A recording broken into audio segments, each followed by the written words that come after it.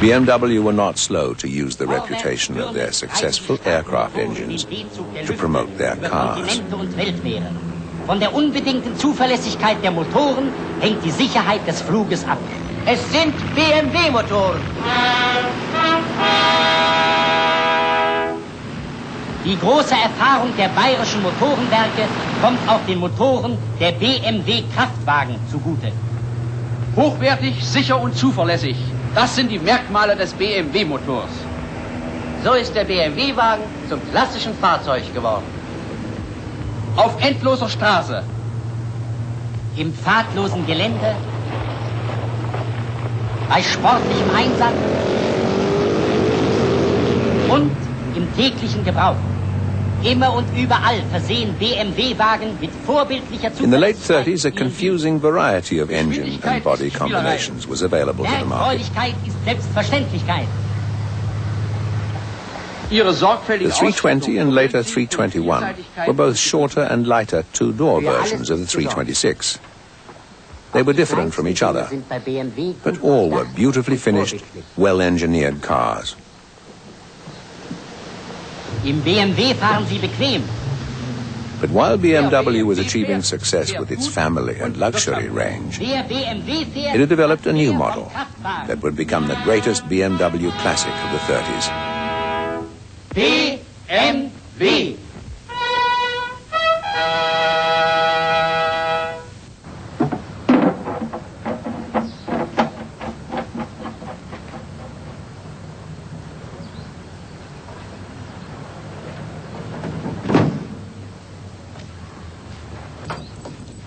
When the 328 was released in 1936, its impact on the sporting car public was immense.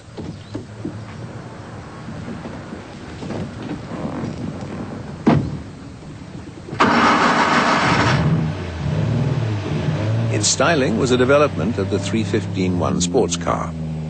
It was powered by the BMW 2-litre engine, fitted with a high-performance aluminium cylinder head.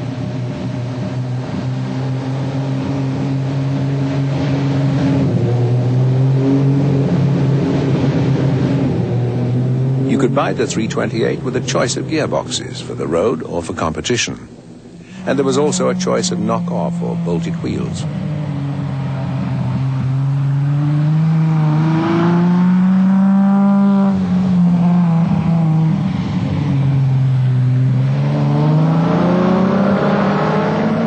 Top speed was close to 90 miles an hour. The light tubular chassis allowed suspension to be relatively soft and yet still give excellent handling.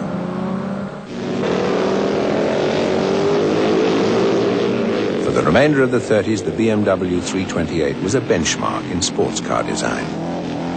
In post-war years, it became a classic, sought after by collectors and classic car racers. For many BMW enthusiasts, it remains the high point of the company's history.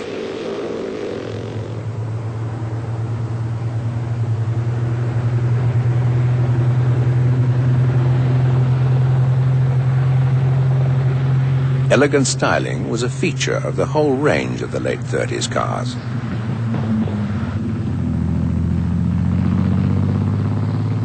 The 327 was among the best looking of all the BMWs.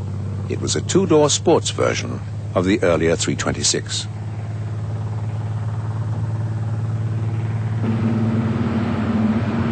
The 327 was released in 1937, delayed because of the decision to release the 328 two-seater first. This is actually a 327-28, a high-performance version with the 2-litre engine of the 328 sports car.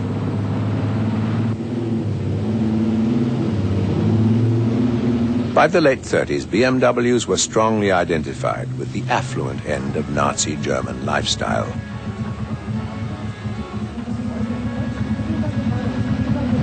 As well as engine options, the 327 offered the possibility of specialist coachwork.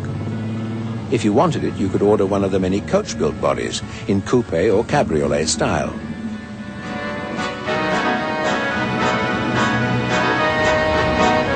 There were many detailed differences between the models. The 321's doors were hinged at the back, like its larger cousin, the 326. The 327, on the other hand, had doors hinged at the front. Almost every taste could be satisfied by the BMW range, as long as you had the money.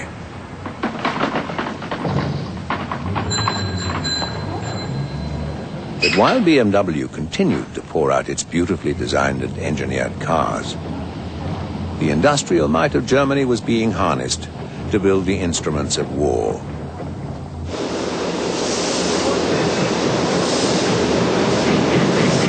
Companies like BMW were an essential component of Germany's plan to arm itself better than any of its potential enemies. By 1939, BMW was working on a wide variety of high-tech military projects, including the development of jet and rocket engines for aircraft. But steel from the German furnaces was still available for car manufacture, and BMW had one last pre-war design to come, the last of its classic line of 30s cars.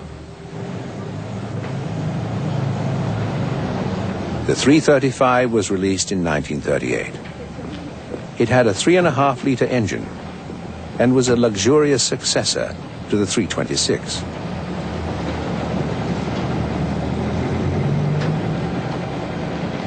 It remained in production until 1941 and became a great favorite of high-ranking military officers. It wasn't a car for the masses. Just over 400 were built.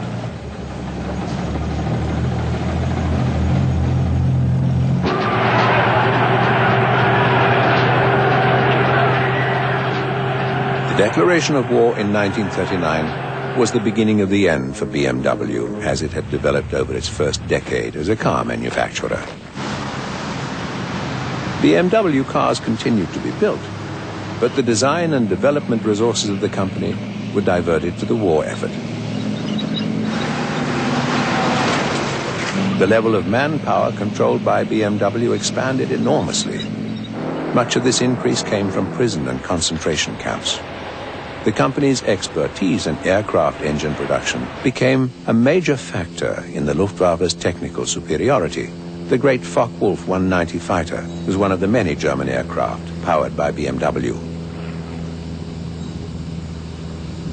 Success attracted the attention of the Allies.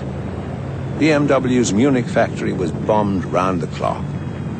On one day in July 1944, almost 12,000 bombs hit one BMW factory. When the war ended, the damaged Munich factory began again from scratch, producing pots and pans made from scrap aluminium. BMW went back to its origins, the motorbike, and by 1948 was ready to release its first post-war road machine, the R24.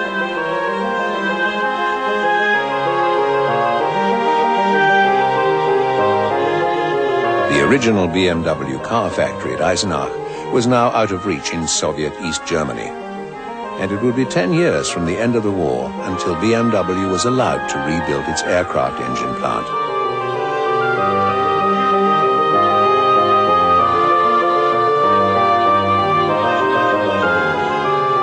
In the meantime, BMW motorbikes became the mainstay of the company's return.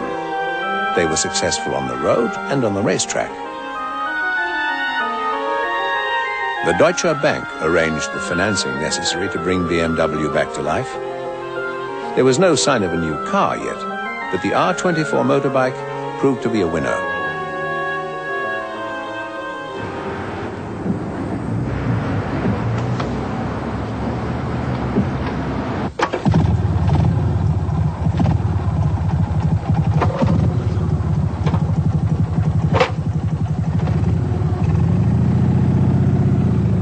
The R24 was followed by the R51. Like the R24, it was a direct descendant of the original BMW motorbike. They shared the basic BMW characteristics: a twin-cylinder, horizontally opposed engine and shaft drive.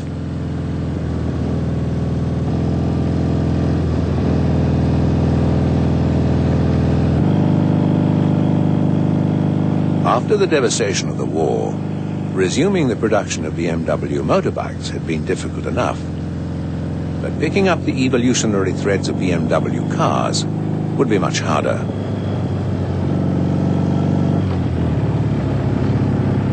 A decade and a way of life had passed since the BMW 328 dominated the sports car world. But its technology was still usable, and several German enthusiasts set about building their own cars using the 328 as a basis. Among them was Ernst Lof. In the late 40s, Lof developed a highly sophisticated series of sports cars around BMW 328 components. He called his range of cars BMW Veritas.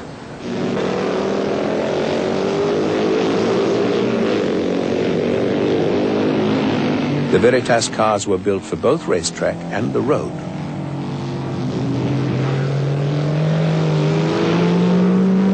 They were extremely successful in German road racing in the late 40s and early 50s, and evoked strong memories of the great pre-war sporting tradition established by BMW. The surviving Veritas cars are now great collectibles. Ernst Lof, their designer, returned to work for BMW in the 50s to help re-establish the car-making side of the company.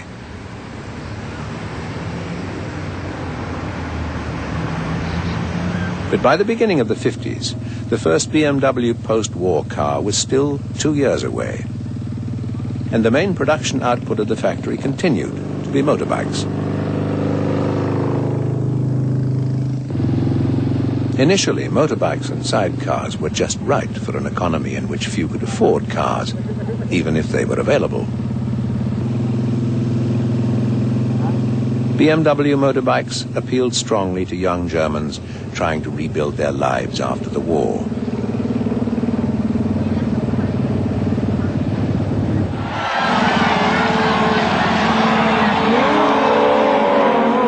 Motorbike and sidecar combinations also had the advantage of providing spectacular racing for a public hungry for distraction and amusement.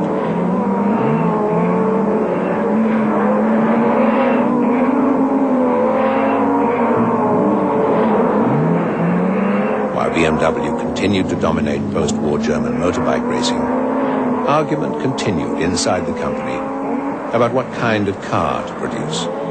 It didn't seem logical simply to pick up the pieces that had been dropped in 1941. Conditions had changed too much. A small car prototype, a step up from the motorbike and sidecar idea, was built, but rejected.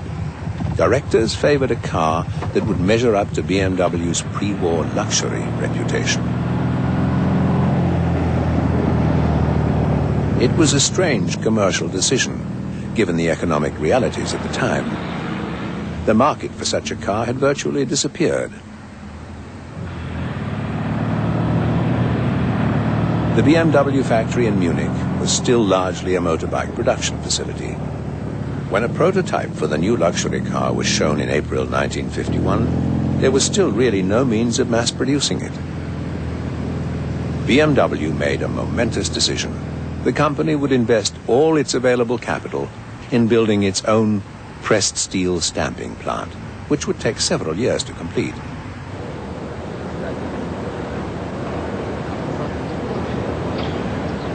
A new facility was developed, incorporating modern post-war work practices and technology.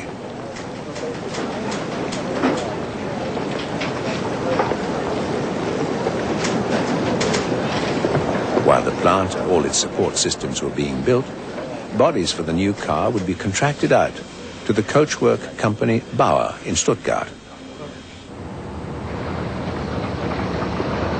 It was a grand idea, even though the new car was in fact little more than a revision of the pre-war 326. Progress was slow. 18 months would pass between the showing of the prototype and the delivery of the first cars from the factory. There was no question of producing a new engine. Old technology would have to be adapted.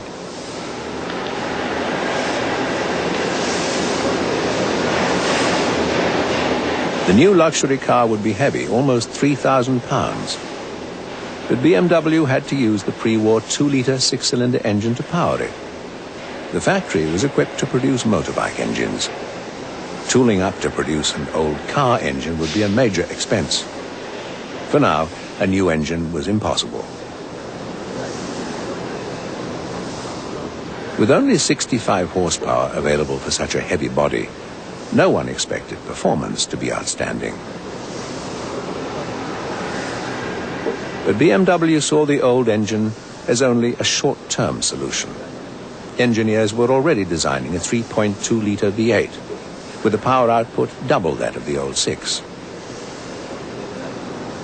The major investment in new plant, equipment and personnel was a risky move. BMW was much slower to recover from the war than Mercedes and Volkswagen. If the decision to build a luxury car was wrong, the company faced the possibility of financial ruin. The post-war German economic miracle was beginning. But for BMW workers, there was a chance that it could be over very quickly.